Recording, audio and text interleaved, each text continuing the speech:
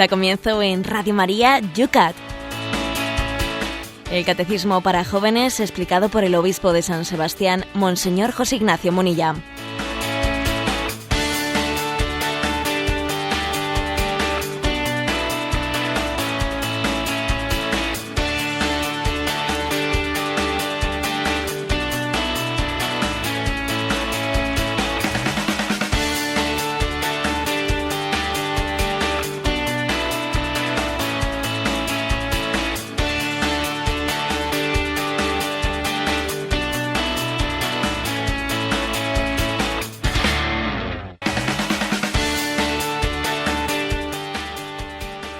Muy buenos días a todos los amigos del Yucat. Hemos comenzado ya en tiempo de Navidad un programa más de el Yucat, el Catecismo para los jóvenes.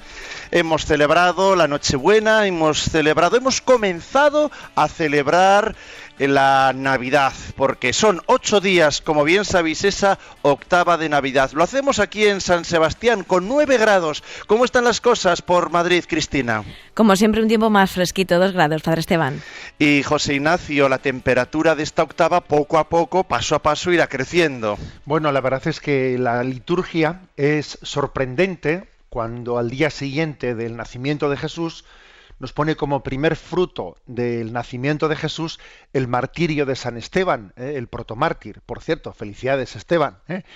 Y bueno, pues la verdad es que es sorprendente, porque dice, bueno, el primer fruto del nacimiento de Jesús es el testimonio del martirio, ser testigo de que Dios da su vida por nosotros, dando nosotros su vida por Él. Bueno, pues este es el primer acompañante, Comites Christi, el primer acompañante de Jesús, y así comenzamos a vivir la octava de Navidad. Queremos ser testigos de quien ha nacido en Belén. Y el martirio es eso, es el testimonio, testificar con nuestra vida que amamos a quien nos ama y a quien ha entregado su vida por nosotros. Pues a él le dedicamos nuestro programa, a él le entregamos cada día al recién nacido nuestro programa, nuestra vida. Comenzamos un día más este espacio en esta recta final del año de la mano del recién nacido. Comienza el...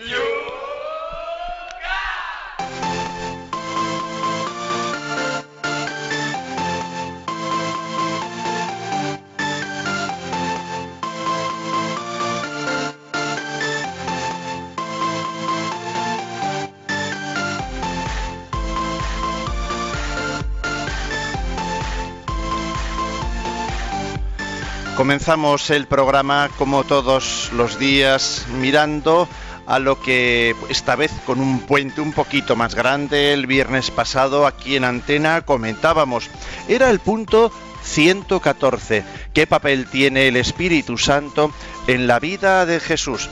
Y estas son algunas de las preguntas que nos han llegado en torno a este tema. Ausias de Valencia, si es que lo pronuncio bien, nos escribe: yo intento imaginarme cómo se puede sentir Jesús en el momento que se da cuenta de que es el Mesías. Pienso que sería un momento en el que el Padre, el Hijo y el Espíritu Santo se regocijarían, que a Jesús se le saltarían las lágrimas al ver que está destinado a un amor tan grande. ¿Qué me puede decir sobre este enfoque?, nos preguntan. Vamos a ver, quizás sobre este enfoque que hace pues este oyente, ¿no?, de Valencia, decir que yo creo que sería incorrecto pensar que Jesús se dio cuenta de que era el Mesías, así como en un momento determinado de su vida, ¿no? O sea, como si dijese, anda, si como nosotros, por ejemplo, como se da cuenta un servidor, pues yo me di cuenta que, o comencé a percatarme de que podía tener vocación sacerdotal, pues allá por los 16, 17 años, ¿no? No me imagino, no nos podemos imaginar tal cosa en Jesucristo, como si Él de repente se diese cuenta de que era el Mesías. Eso sería una visión, bueno, en el que como si Él tuviese una doble personalidad. Tened en cuenta que en Él ser hijo de Dios y ser el Mesías es una sola cosa. Es decir, es que es como no tener, que Él no se percatase desde el primer momento de que era el Mesías, es como si no se percatase de que era el Hijo de Dios. Es como si no supiese quién era. ¿Eh? Y entonces eso, claro, no sería, por lo tanto, parangonable el que nosotros, he puesto el caso concreto de que uno discierne que tiene vocación sacerdotal en un momento determinado. No se puede proyectar eso en Jesús, porque el tener conciencia de que es el Mesías se coincide con su conciencia de que es hijo de Dios, y tal conciencia pues comienza desde sus albores, ¿eh? O sea, desde el mismo momento en que se da cuenta de que Él es Él, ya se da cuenta de que es hijo de Dios. Fijaros, por ejemplo, ese pasaje en el que cuando Jesús es perdido y hallado en el templo, le reprochan, tu padre y yo estábamos angustiados buscándote, y Él matiza diciendo, ¿por qué me buscabais? ¿No sabíais que tenía que estar en la casa de mi padre? Y parece que Jesús está puntualizando que Él tiene clara conciencia de quién es su Padre. Bien, por lo tanto, este matiz creo que es importante. Desde Talavera de la Reina, María Antonia nos escribe: tengo entendido que existe una divergencia entre nosotros, los católicos, y nuestros hermanos cristianos ortodoxos en la doctrina sobre el Espíritu Santo. Nosotros decimos que el Espíritu Santo procede del Padre y del Hijo, mientras que los ortodoxos dicen que procede del Padre a través del Hijo. ¿Es esto algo trascendente en ese diálogo ecuménico? Bueno, el Catecismo de la Iglesia Católica ha hecho un esfuerzo muy grande por cuidar la sensibilidad ecuménica y por intentar explicar lo que es complementario y no tiene por qué ser contradictorio. Es verdad que nosotros en el credo decimos procede del Padre y del Hijo, y es verdad que los ortodoxos dicen procede del Padre a través del Hijo. Lo que el Catecismo de la Iglesia Católica dice es que esta es una legítima complementariedad. Si no se desorbita, dice, si no se desorbita, es una legítima complementariedad y no es contradictorio decir procede del Padre y del Hijo y procede del Padre a través del Hijo. O sea que no afecta a la identidad de nuestra fe trinitaria. Esta es una cuestión en la que la Iglesia Ortodoxa ha hecho mucho más problema que nosotros. Que la Iglesia Católica entiende que ahí no hay una contradicción. Han hecho más problema que nosotros. Quizás aquí hay que tener en cuenta que en Occidente, pues quizás por influjo del protestantismo, y tenemos que tener cuidado, igual podemos no valorar suficientemente la tradición. Pero es que en las iglesias ortodoxas existe el riesgo contrario, hasta el punto de que las fórmulas de fe pueden correr un riesgo de ser un elemento arqueológico, olvidando que la tradición es viva. Por lo tanto, sería un error estar discutiendo por una palabra, procede del Padre, del Hijo, procede del Padre a través del Hijo. A ver, que podemos estar diciendo lo mismo y sería absurdo. Además, la historia de la Iglesia nos demuestra que en esta polémica del filioque, que así se llama, a lo del procede del Padre y del Hijo, etcétera, existió mucho más problema político que teológico. O sea, que allí hubo unos problemas históricos, que hubo un lío tremendo histórico, que era más un problema político de intento de ejercer un poder y una influencia que un problema teológico. A veces los problemas políticos se quieren envolver en una bandera teológica, pero el problema era político, O sea, que creo que esta es la respuesta que hay que dar. Y lo importante a nivel de aplicación práctica, bueno, pues lo importante es decir que nosotros tenemos que distinguir entre las procesiones y las misiones. Las procesiones son intratrinitarias y las misiones son el envío de la Trinidad hacia nosotros. O sea, Jesús dijo en el Evangelio, como el Padre me ha enviado, así también os envío yo. O sea, del Padre procede el Hijo. Esa es la procesión. Y el Hijo nos envía a nosotros. Eso es lo importante y en lo que tenemos que centrarnos sin distraernos en cuestiones que son muy, digamos, coyunturales. Nuestra fiel oyente de Canarias, que tiene el nick de Bellacala, esta pregunta no te la esperas, José Ignacio. Dice, el Espíritu Santo en el Vaticano, dice, hay un banco que lleva su nombre. Esto está bien porque Jesús, cuando vio a los comerciantes en las puertas del templo, se enfadó y tiró todos los puestos diciendo, no hagan de la casa de mi padre una casa de mercado. ¿Qué ha pasado con estas palabras? Nos dice. A ver, que es que hay que hacer una matización, ¿eh? Muy gorda. Sí, sí, porque es que con mucha frecuencia la gente suele pensar que el banco del Espíritu Santo es un banco de la Iglesia, y eso no es verdad, ¿eh? Bueno, ese nombre del Espíritu Santo es coyuntural, porque es un banco. Es portugués. Es portugués. Banco portugués. Sí, y resulta que sus fundadores tenían como apellido el Espíritu Santo. Creo que el fundador de ese banco era un tal José María do Espíritu Santo, ¿eh? O sea que además estamos hablando del siglo XIX. O sea que cualquier parecido con la verdad es pura coincidencia, no tiene nada que ver, ¿eh? Y lo que ocurre es que, bueno, luego ya sabemos lo que es las leyendas sobre la Iglesia, ¿no? Pues la Iglesia, yo he escuchado esta misma pregunta muchísimas veces y dale con el banco de la Iglesia, que no tiene nada que ver, que es un banco portugués y que los fundadores pues te tenían el apellido Espíritu Santo en vez de tener otro apellido, ¿eh? Y decir una cosa que lo que podríamos llamar banco, que no es así exactamente, ¿no?, de la Santa Sede, es el IOR, que es Instituto para las Obras de Religión, ¿eh?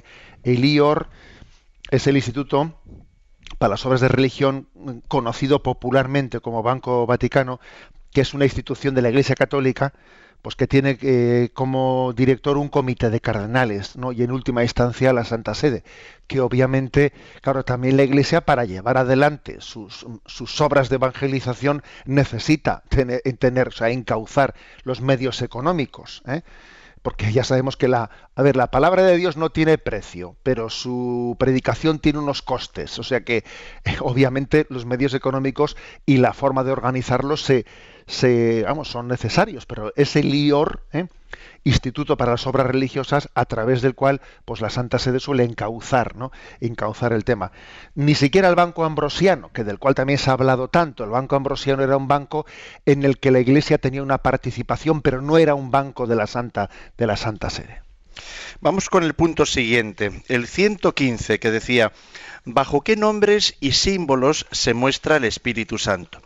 Desde Badajoz, Toño escribe: me llama la atención el contraste entre los símbolos que expresa el Espíritu Santo. Se nos dice que el agua es símbolo del Espíritu Santo, pero también lo es el fuego.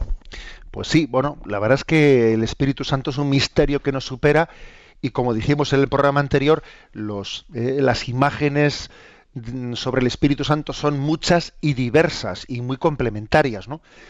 Mientras que el agua significa el nacimiento, ¿eh?, y la fecundidad, se suele decir, ¿no?, si no hay agua no hay vida, ¿eh? A ver, en Marte hay agua, no hay agua. Si no hay agua es que no, es impensable que haya vida, ¿no?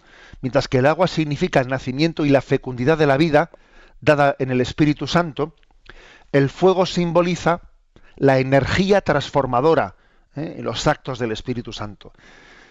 Solemos invocarle, ¿no? Ven Espíritu Santo, inflama nuestros corazones, o sea, es decir, quema, es un quemar que transforma, ¿no?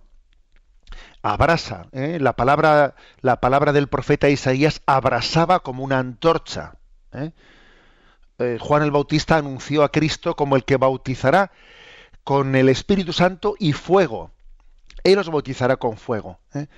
O sea, por lo tanto, hay otros textos, por ejemplo, el de Lucas 12, que dice: he venido a traer fuego sobre la tierra y ojalá estuviese ya ardiendo, ¿eh? Son textos en los que habla del Espíritu Santo en cuanto que es una fuerza transformadora, ¿eh? No nos purifica, nos hace nuevos, ¿no? El fuego él es transformador, como por ejemplo cuando el fuego purifica el oro, ¿eh? El hierro o el oro, un metal, tiene que ser purificado por el fuego, para autentificarle, para quitarle, pues todo lo que se le ha añadido al metal, que es falso. Y terminamos desde Barcelona. Tomás, la imposición de las manos es una de las formas de expresión de la entrega del Espíritu Santo, según tengo entendido. Mi pregunta es la siguiente: ¿este signo lo puede realizar exclusivamente los sacerdotes o también los seglares? Vamos a ver, la bendición, bendecir, imponer las manos, bueno, pues obviamente cuando lo hace un sacerdote tiene pues un sentido especial, incluso sacramental, que cuando lo hace pues un seglar no lo tiene, pero eso no quiere decir pues que un seglar no puede realizarlo. Los padres pueden bendecir a sus hijos. Es así una tradición católica, que un padre bendiga a su hijo antes de ir a la cama, etcétera, ¿no? Un padre puede imponer las manos sobre sus hijos invocando el Espíritu Santo. Sí lo puede hacer. Y también un seglar puede imponer a otro seglar las manos invocando el don del Espíritu Santo. Bien, pero digamos que se hace el matiz de que cuando lo hace un ministro pues ordenado por el sacramento del orden, bueno, pues entonces digamos si no es estrictamente un sacramento, ¿no? Como cuando se invoca el Espíritu Santo pues sobre el pan y el vino, bueno, pues sí es verdad que está asociado, ¿no?, al sacramento del orden, y esa imposición de las manos tiene, pues, digamos, una fuerza especial, pero no quiere decir que esté prohibido, ni mucho menos, o reducido al orden sacerdotal, ¿no? Porque el Espíritu Santo actúa no únicamente, ¿no?, a través del ministerio jerárquico, sino que también el Espíritu Santo actúa como quiere y donde quiere, y obviamente también quien ha sido bautizado es sacerdote, profeta y rey, y tiene el sacerdocio común de los fieles, ¿no?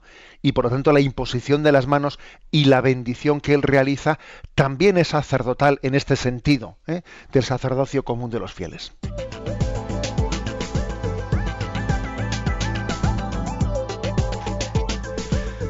Son las 8:17, 7:17, sintoniza Radio María, el programa Yucat.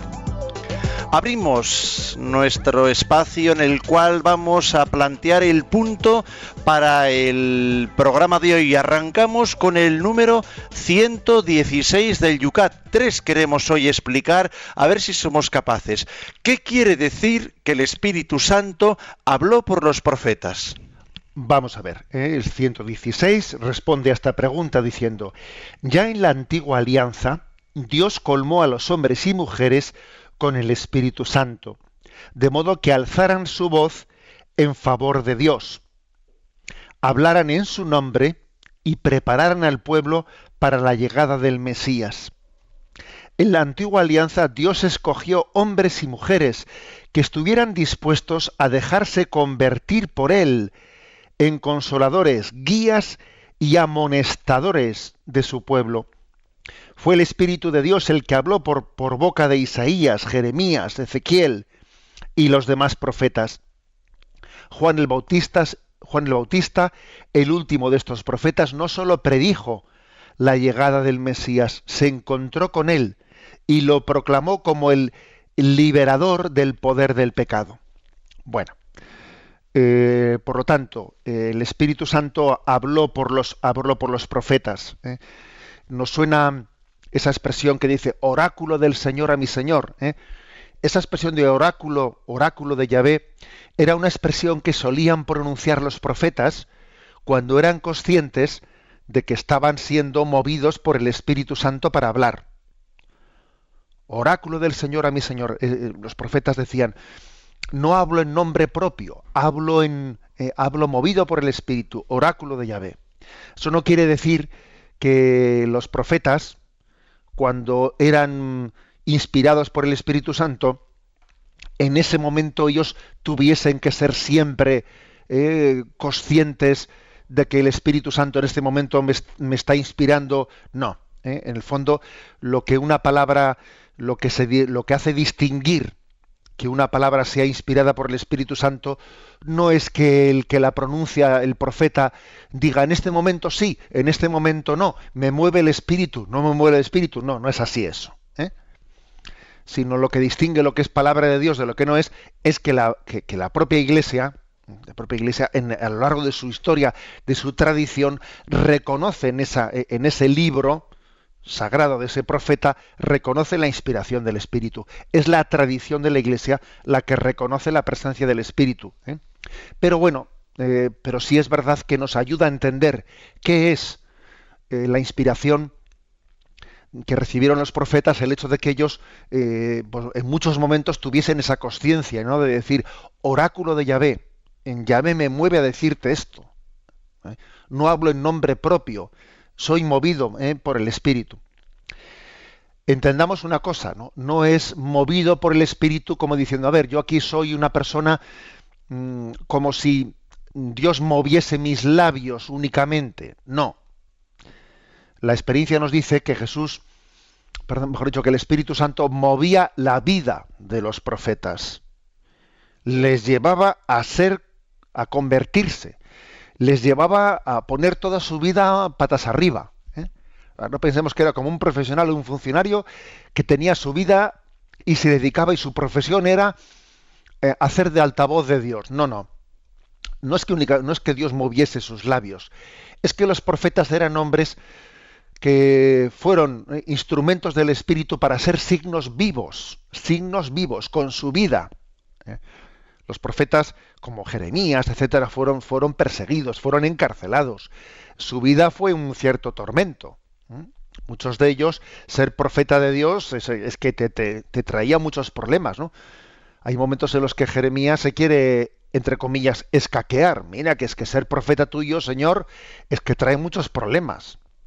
Es que te ponen en el punto de mira. Es que, vamos, se te complica la existencia. O sea, los profetas eran testigos de Dios hasta el punto de comprometer toda su vida. Y decir que dentro de ellos hay una graduación, ¿no? Hay un increscendo en el Antiguo Testamento. Es verdad que el término profeta se puede decir tanto del Antiguo Testamento como del Nuevo Testamento, por supuesto. Pero en el Antiguo Testamento, decir que alguien es profeta tiene un añadido, un plus, porque es anunciar la llegada del Mesías. Ya está cerca, vendrá el Mesías, ¿no? Hasta que llega el momento en el que Juan el Bautista, que es el último de los profetas, en este sentido del Antiguo Testamento, el último de los profetas, le tocó ya no anunciar que vendría, sino señalar, este es. O sea, por lo tanto, la profecía es que tu vida sea un signo de Dios que anuncia la esperanza. Que tu vida lo anuncia. No únicamente con tus palabras, ojo, con tu vida, entendiendo que al final, pues la clave del profeta es llegar a conducirnos a la llegada de Jesucristo. Vamos a hacer también el siguiente punto, el punto 117.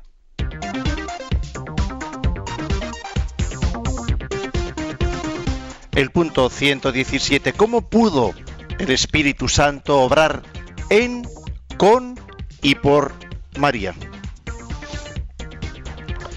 Bueno, se responde, María estaba totalmente disponible y abierta a Dios.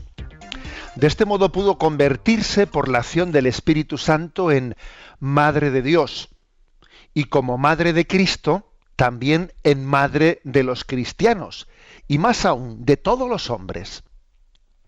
María posibilitó al Espíritu Santo el milagro de los milagros, la encarnación de Dios.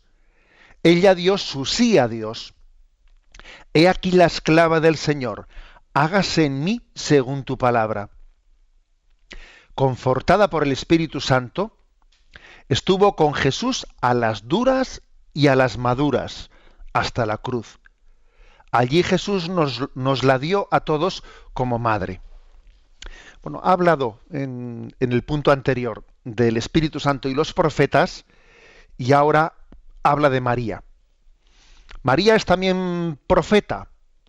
Hombre, pues hay que decir que en la tradición de la Iglesia no se le ha solido designar a María estrictamente con el término de profeta, pero vamos, que ella tiene una dimensión profética, pues como todos los seguidores de Jesús, pero en máximo grado, obviamente.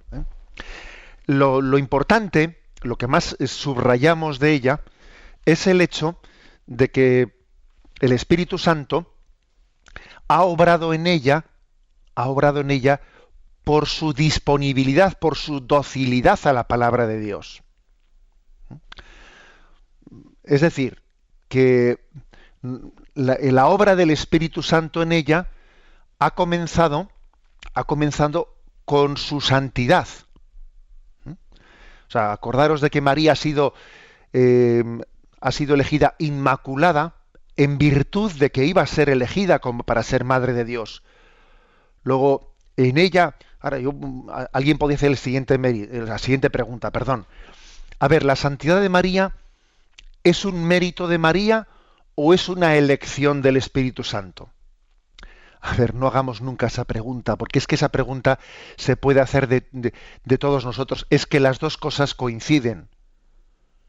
Ser elección de Dios y ser mérito humano, las dos cosas coinciden. Porque cuando Dios te elige, no te elige sin ti, sino te elige con tu colaboración. Luego es elección de Dios y es mérito de María. Las dos cosas son verdad. Y entonces es un don de Dios que ella sea santa. Es un don de Dios, pero precisamente Dios está enamorado de la colaboración que ella ha tenido para ser santa. No contrapongamos nunca elección de Dios o gracia de Dios con mérito humano, porque precisamente tener mérito es también una gracia. Y para que Dios nos dé su gracia requiere nuestro mérito. Luego esto es la pescadilla que se muerde la cola. No contrapongamos nunca gracia de Dios y mérito humano. Dios es tan bueno que cuando nos salva, cuando nos santifica, lo hace no independientemente de nosotros, sino contando con nuestra propia colaboración, con nuestro propio mérito. Esa es una... quizás en nadie como en María vemos este misterio. Por lo tanto, ¿no? ¿Qué es lo que más subrayamos de María? De María subrayamos esto, lo que decía San Bernardo. Antes de concebir a María en su seno, al Verbo en su seno, antes de concebir María al Verbo en su seno, le había concebido en su corazón. O sea, cuando ella había pronunciado el hágase, era perfectamente dócil a la acción de Dios en su vida. Y aquí la esclava del Señor. Hágase.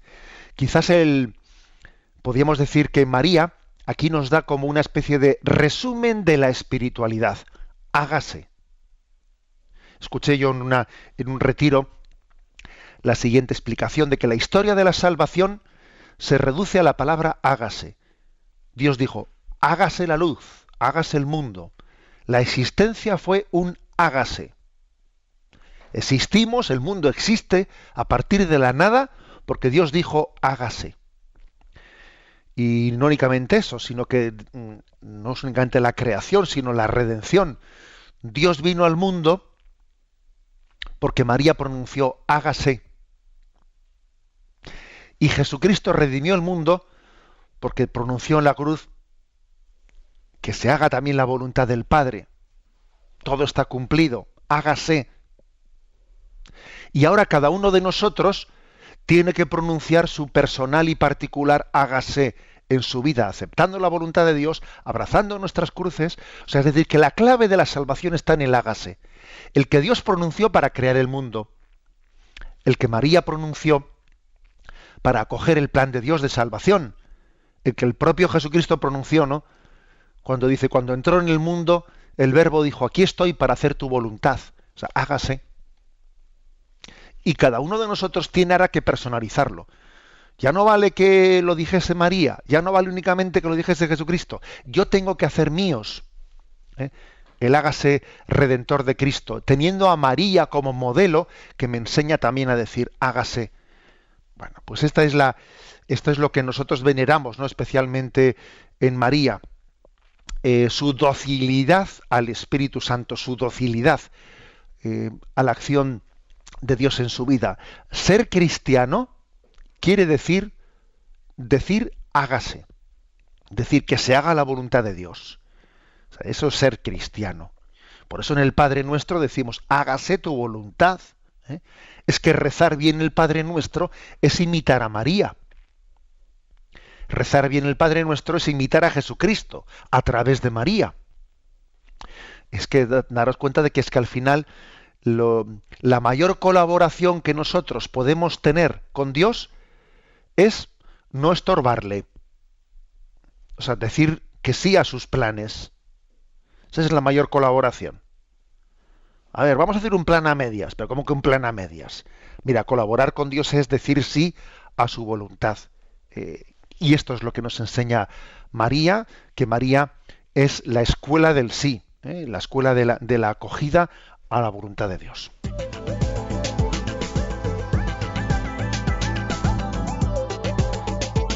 8:30, 7:30 en Radio María. Abrimos la participación de nuestros oyentes. Sabéis que lo podéis hacer a través de las redes sociales, especialmente también si queréis a través del teléfono. En las redes sociales lo podéis hacer citando en Twitter @Obispo Munilla. En Facebook, iros a la página de este programa, Yucat Radio María, y ahí tenéis planteadas las 3 preguntas que hoy desgranamos en el espacio de esta mañana. Ahí podéis plantear bajo cada una de las preguntas la vuestra en concreto. Bueno, y nosotros en este tiempo también tenemos siempre el yucat@radiomaria.es, el correo electrónico yucat@radiomaria.es para atender vuestras preguntas. Vamos adelante con el programa de hoy, con vuestra participación, y luego en la recta final explicamos y comentamos el tercer y último punto del programa de hoy. Vamos a ver, desde aquí muy cerquita, Miguel San Sebastián plantea: quisiera que me explicase si es correcta esta expresión que yo he solido hacer, que presenta una especie de simbiosis entre el Espíritu Santo y la Virgen María. Asimilo en María la imagen viva del Espíritu Santo. Por la encarnación, con razón, se la llama esposa del Espíritu Santo, y siendo así, formaría con él una unidad en el Espíritu. ¿No sería gratuita su presencia en Pentecostés entre los apóstoles, es decir, la Iglesia, de la que decimos que es su madre? La promesa de Cristo del envío del Espíritu Santo la veríamos reflejada en la constante presencia de María entre nosotros a través de la historia de la Iglesia. ¿Y considera correcta esta simbiosis?, nos pregunta. Bueno, esa simbiosis entre María y el Espíritu Santo es correcta, sí, es correcta. Hombre, entendamos que es una simbiosis de gracia, no de naturaleza, es de gracia. Con lo cual, digamos que todos nosotros también estamos llamados, aunque no sea en esa medida de plenitud que ha alcanzado María, estamos llamados también a tener esa simbiosis con el Espíritu Santo. María es esposa del Espíritu Santo, pero ese desposorio estamos todos llamados por gracia, ¿no?, también a él. Luego sí, en María vemos como la criatura humana que más dócil ha sido a la acción del Espíritu. Y recuerdo que el otro día utiliza aquí San Alfonso María Ligorio, creo recordar que es él el que utiliza esa imagen de que María es como el molde en el que el Espíritu Santo, al derramarse, forma la humanidad de Jesucristo. Lógicamente eso aconteció en ella de una manera determinante en la encarnación, ¿no? Pero en la gracia, en cuanto a esa relación de gracia, el Espíritu Santo quiere formar en nosotros a Jesucristo. O sea, lo que ocurrió por ese don de la encarnación en María, por nosotros, por el don de la gracia, se quiere volver a... En ese sentido sí que hay con María una relación única e irrepetible, ¿no? Pero en nosotros, por la gracia, está llamado también el Espíritu Santo a hacer un Cristo nuevo en nosotros, a ser nosotros un Cristo vivo. Nos pregunta en Facebook Pablo, dice: buenos días, monseñor. En la renovación carismática católica conozco que hay manifestaciones del Espíritu Santo. ¿Por qué entre nosotros en la Iglesia esto no sucede? En cierta forma no se cree y se ve como algo protestante. Bueno, vamos a ver, quizás hay que decir lo siguiente: en la Iglesia católica sí se cree en la acción del Espíritu Santo, pero es verdad que generalmente en la tradición católica hemos afirmado que la acción del Espíritu Santo especialmente la subrayamos en esa forma ordinaria que tiene de actuación a través de los sacramentos. Y quizás en la tradición protestante, como dice él, o especialmente de las iglesias evangélicas, se ha solido asimilar la acción del Espíritu Santo más que a través de los sacramentos, etcétera, a los hechos extraordinarios. No hay por qué oponer una cosa a la otra, no hay por qué oponerla. Yo diría que no, o sea, la Iglesia Católica no está cerrada, ¿no?, a los dones extraordinarios del Espíritu Santo, pero sí es verdad que es muy importante subrayar más la forma en la que el Espíritu Santo actúa a través de los sacramentos, ¿no?, y a través de la acción, pues, que podríamos llamar ordinaria, por ejemplo, que la palabra de Dios está inspirada, etcétera, ¿no?, sin que nos distraigamos únicamente en los dones extraordinarios, que alguien ha tenido un don de lenguas o que alguien ha tenido... Vamos a ver, no negamos esos dones extraordinarios. Lo que decimos es que démosle más importancia a los conductos sacramentales en los que tenemos plena certeza de que el Espíritu Santo actúa. Nos dice que le gusta mucho esta frase sobre la Virgen. Confortada por el Espíritu Santo estuvo con Jesús a las duras y a las maduras, hasta la cruz. ¿Cómo es que solo queremos estar a las maduras y cuando llegan las duras le damos la espalda? ¿Las dificultades deberían acercarnos o alejarnos de él?, pregunta. Sí, esa frase que le ha gustado al oyente viene explícitamente aquí en el Yucat, ¿no? Estuvo confortada por el Espíritu Santo, estuvo con Jesús a las duras y a las maduras, hasta la cruz. Bueno, es la prueba más fiel de la presencia del Espíritu. O sea, que seamos capaces, ¿no?, de ser fieles en consolación y en desolación. Porque Dios está siempre presente, independientemente de nuestros altibajos personales e independientemente de las circunstancias que nos rodeen, que puedan ser sencillas o que puedan ser complicadas. Dios es Dios por encima de las circunstancias que nos rodeen. Y además lo lógico es que nuestra fe tenga momentos de prueba y que sea aquilatada al fuego. Aquilatada al fuego. Decíamos que el Espíritu Santo es representado por el agua y por el fuego, y que el fuego es que está siendo aquilatada a nuestra fe, nos está siendo purificada. También la fe de María, ¿no?, fue purificada al pie de la cruz, y por lo tanto digamos que sin cruz no podrá haber docilidad a la acción del Espíritu Santo.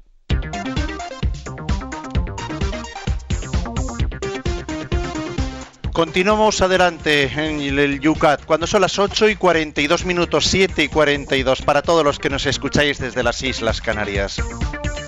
En la recta final, el punto 118. ¿Qué sucedió en Pentecostés? Y se dice así: 50 días después de su resurrección, envió Jesús desde el cielo el Espíritu Santo sobre sus discípulos. Dio comienzo entonces el tiempo de la Iglesia. El día de Pentecostés el Espíritu Santo hizo de los temerosos apóstoles testigos valientes de Cristo. En poquísimo tiempo se bautizaron miles de personas. Era la hora del nacimiento de la Iglesia. El prodigio de las lenguas de Pentecostés nos muestra que la Iglesia existe desde el comienzo para todos. Es universal, término latino para el griego católica, y misionera. Se dirige a todos los hombres, supera barreras étnicas y lingüísticas y puede ser entendida por todos. Hasta hoy el Espíritu Santo es el elixir vital de la Iglesia. Es curioso aquí cómo nuestro Yucat, ¿no?, pues es un poco atrevido en su expresión. Así en el punto anterior decía que María estuvo confortada por el Espíritu a las duras y a las maduras. Aquí se atreve a decir que es el elixir vital de la Iglesia. Bueno, el Yucat, lógicamente, pues intenta también tener términos, ¿no?, términos que resuenen en nosotros de una forma especial. A ver, decir que el Espíritu Santo hoy también es el elixir vital de la Iglesia quiere decir que verdaderamente está muy por encima de lo que es nuestro tono vital. Nuestro tono vital tiende al cansancio. El hombre tiende a cansarse. Se ilusiona, pero se cansa. Y un elixir vital pues está en nosotros sugiriendo pues que Dios es capaz de mantener el fuego encendido por encima de nuestros cansancios y de nuestro desgaste natural. Lo natural es que nuestros proyectos tengan una fecha de caducidad. Sin embargo, el Espíritu Santo es capaz de mantener la llama encendida después de 2000 años de historia. Bueno, decir una cosa, la palabra Pentecostés viene del griego Pentecoste, que significa el día 50. Por ejemplo, la palabra Pentecostés, por lo tanto, quiere significar que han pasado 50 días de la resurrección de Jesucristo. Él había prometido que no nos dejaría huérfanos. Os conviene que yo me vaya, os conviene, que es mucho decir eso, decir Jesús, os conviene que yo me vaya para que así venga a vosotros el Espíritu Santo, es como decir, mirad, la presencia viva de Jesucristo todavía va a ser superada por una forma glorificada de presencia a través del Espíritu Santo. Por eso dice Jesús, mira, os conviene que yo me vaya, vais a salir ganando, vais a sentir como una pena, quizás la tentación de sentiros huérfanos cuando Jesús ascienda a los cielos, pero que no sea así, no os dejéis tentar de un sentimiento de orfandad, porque yo os voy a enviar al Espíritu Santo, y Él va a hacer presente al Cristo resucitado en su iglesia.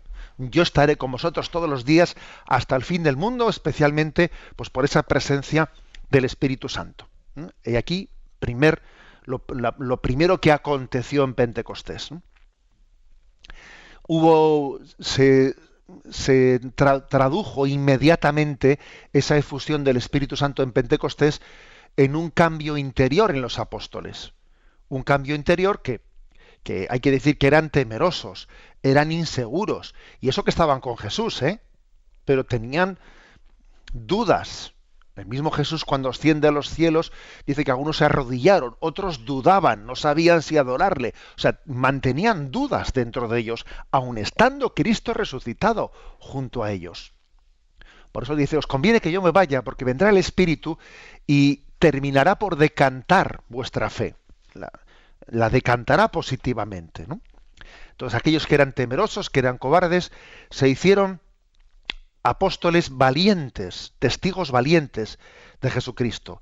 Pentecostés es pues el día del nacimiento de la Iglesia. Es el día del nacimiento. A mí me llama mucho la atención, me lo habéis escuchado ya en algún programa, que Pentecostés tuvo lugar en la misma sala, en el mismo lugar en el que Cristo instituyó la Eucaristía. Es el cenáculo. Cuando vaya un peregrino, dice, anda, tanto Pentecostés, la venida del Espíritu Santo, como la última cena, tuvieron lugar en este lugar santo. Pues sí, porque fijaros, nosotros también ahora cuando recibimos la Eucaristía, recibimos no solo a Jesucristo, sino también al don del Espíritu Santo que se nos da junto con la Eucaristía. Digamos que ese fue el día del nacimiento de la Iglesia. Aunque hay que decir también que la Iglesia nace con Jesús, obviamente, ¿no? Pero el día de Pentecostés es el día en el que la Iglesia comienza su navegación. O sea, se extienden las velas de ese velero y comienza su navegación. Y desde el primer momento queda claro dos títulos, ¿no? O sea, los dos fundamentos de la Iglesia, que es universal, o sea, católica y misionera. No hay nadie que esté excluido de esa llamada a proclamar el Evangelio. O sea, nadie está excluido, y la Iglesia se explica a sí misma para dar a Cristo para la vida del mundo. O sea, la Iglesia, por lo tanto, no es un sitio en el que nos sentimos a gusto y nos juntamos una cuadrilla de amiguetes para decir qué a gusto, qué bien estamos aquí, vamos a pasarlo bien. No. La Iglesia no es para mirarnos al ombligo. La Iglesia es para salir de nosotros mismos y llevar a Cristo a los demás. La Iglesia tiene que estar siempre preocupada de los que no han conocido todavía a Jesucristo. La Iglesia o es misionera o no es Iglesia. Entonces, esto es así. Algunos se piensan que eso de ser misionero es una vocación particular que algunos reciben para irse a África. Mal vamos si tenemos eso, ¿no? Eso en nuestro inconsciente. La misión forma parte de la vocación de ser miembro de la Iglesia Católica. Y por lo tanto, una característica de de la eclesialidad es la universalidad, ser conscientes de que la Iglesia es una familia, el mundo es una familia, y la Iglesia está llamada, ¿no?, a conformar una gran familia en el mundo, llevando el don de la fe a todos y a cada uno, ¿no? Esta es la clave, decir que este es el tiempo de la Iglesia, así como pues decíamos que en el Nuevo Testamento Jesucristo proclama el mensaje, pero podríamos decir que el tiempo de la Iglesia no comienza plenamente hasta que Él no derrama su Espíritu Santo y comienza a dar la gracia para que lo que Él ha predicado penetre dentro de los corazones. Es como una penetración no solamente a través de la palabra, sino a través del fuego del Espíritu en quienes predican y en aquellos a los que se les dirige la predicación. Aquí el Yucat pone esta cita de Hechos 2, que dice: se llenaron todos del Espíritu Santo y empezaron a hablar en otras lenguas, según el Espíritu les concedía manifestarse. Cada uno los oía hablar en su propia lengua. Aquel milagro que aconteció allí en Pentecostés es como el antibabel. Si en Babel se produjo la división del mundo, ¿no?, la división de la humanidad, pues en razas enfrentadas, en lenguas enfrentadas, no se entendían. Bueno, pues Pentecostés es el antibabel. Pentecostés es precisamente el pecado de Babel sanado, reparado. El pecado divide y el Espíritu Santo aúna, conjunta. El pecado hace que no nos entendamos. El Espíritu Santo crea comunión entre nosotros. Este es por lo tanto el don del Jesucristo al día 50, pasados 50 días de su resurrección. Pentecostés es el don de Cristo resucitado para su Iglesia.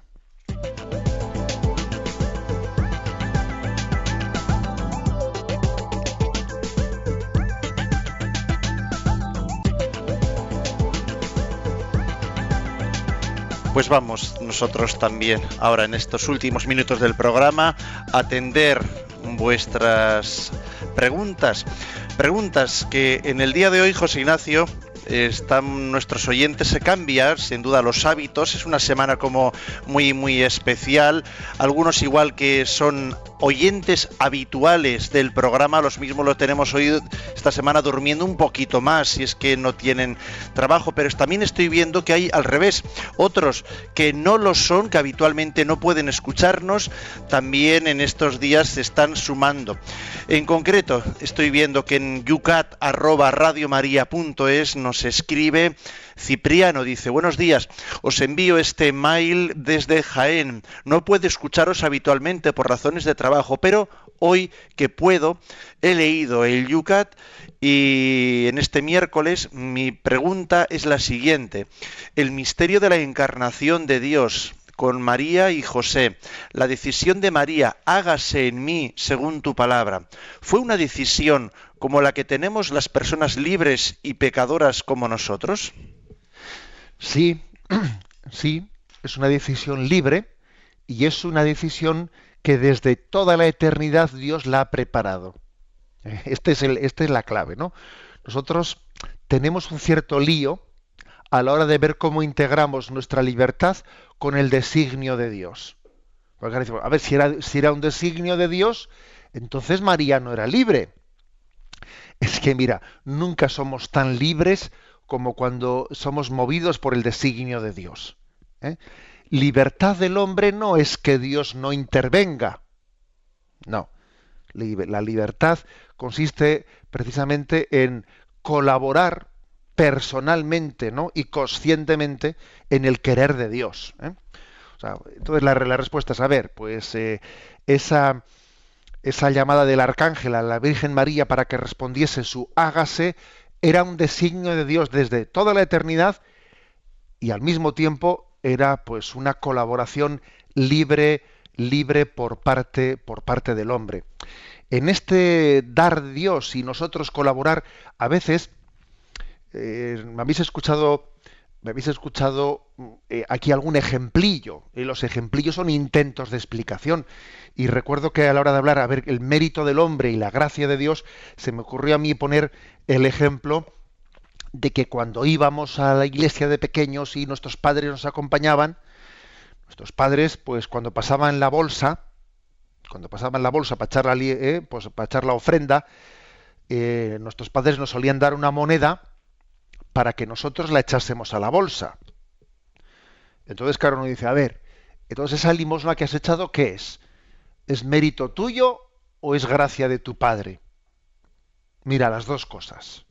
Porque tu padre ha querido que seas tú el que coja la moneda y la eche a la bolsa. Y él ha dicho, yo quiero que él quiera también, que mi hijo quiera también echar esa moneda a la bolsa. Y entonces, en vez de echarla él directamente, él, no, te la ha dado a ti para que tú la eches. Podría ocurrir que a un espabilado coja la moneda y se la meta en el bolsillo. O haga como que la meto en la bolsa y haga una trampa. No. Pero el hijo dócil a su padre, pues participa con él de su generosidad y echa la moneda a la bolsa, ¿no? Bueno, pues algo así es también, ¿no? El decir que Dios desde toda la eternidad nos elige, pero nosotros al mismo tiempo colaboramos personal y activamente en la llamada de Dios. Pablo planteaba esta pregunta antes de que hicieras tú el comentario en torno al tema del Espíritu Santo y la unidad, pero incide, digamos, en la misma línea y creo que, bueno, pues es interesante. Dice, ¿cómo es que el Espíritu Santo unió a los apóstoles y hoy nosotros somos capaces de dividirnos y de intentar dividir la Iglesia que fundó desde el principio? ¿En qué estamos fallando? ¿Qué debemos de hacer para mejorar esta unidad en la Iglesia? Bien, también es cierto que en todas las épocas ha habido problemas, y si uno lee los Hechos de los Apóstoles, también allí había problemas. Y dice, por ejemplo, los Hechos de los Apóstoles, no desertéis de la asamblea dominical, o sea que había deserciones y tal, y también hay problemillas entre los apóstoles, o sea, es decir, que obviamente la tentación ha existido en todos los tiempos de la Iglesia, ¿no? Y no es cuestión de idealizar en un momento. Bien, pero es cierto que nuestro gran reto actualmente es el reto de la comunión. Es el reto de la comunión. Yo creo que uno de los motivos por los que la comunión en el seno de la Iglesia está hoy en día tentada es por el tema de las ideologías. El tema de las ideologías, que si de derechas, que si de izquierdas, que si no sé qué, ese es un virus que puede hacer un daño grande a la comunión interna de la Iglesia. Posiblemente eso hace 2000 años, ¿no? Pues en aquel contexto social del Imperio Romano quizás no existiría aquello, aunque habría otros problemas, porque en todas las épocas ha habido problemas. El tema de las ideologías, ¿no? Es algo que nos dificulta la comunión, cuando anteponemos nuestras ideologías, ¿no?, a la comunión en el seno de la Iglesia. El tema de nuestras filias y nuestras fobias, que también esto ocurre mucho, este me cae bien, este me cae mal, estos son de no sé qué, estos son de no sé cuántos, ¿no? Las afecciones y desafecciones, filias y fobias hacen mucho daño en el seno de la Iglesia, porque es como amarse carnalmente, o rechazarse, ¿no? Pues porque alguien me resulte antipático o simpático y no le quiero en la comunión del Espíritu. Yo me atrevería a señalar esas dos cosas. Cuidado con las filias y fobias y cuidado también con el influjo de las ideologías, ¿no?, en nosotros. No tenemos tiempo para más, pero antes de irnos tenemos que apuntar en los temas para mañana. No cerramos por vacaciones. En la octava de Navidad puedes seguir aquí todas las mañanas el Yucat. ¿Qué hacemos mañana? Mañana vamos a terminar el apartado referido al Espíritu Santo. Nos faltan dos preguntas más. 119. ¿Qué hace el Espíritu Santo en la Iglesia? Y el 120. ¿Qué hace el Espíritu Santo en mi vida? Vamos a terminar el programa recibiendo la bendición. La bendición de Dios Todopoderoso, Padre, Hijo y Espíritu Santo descienda sobre vosotros. Alabado sea Jesucristo.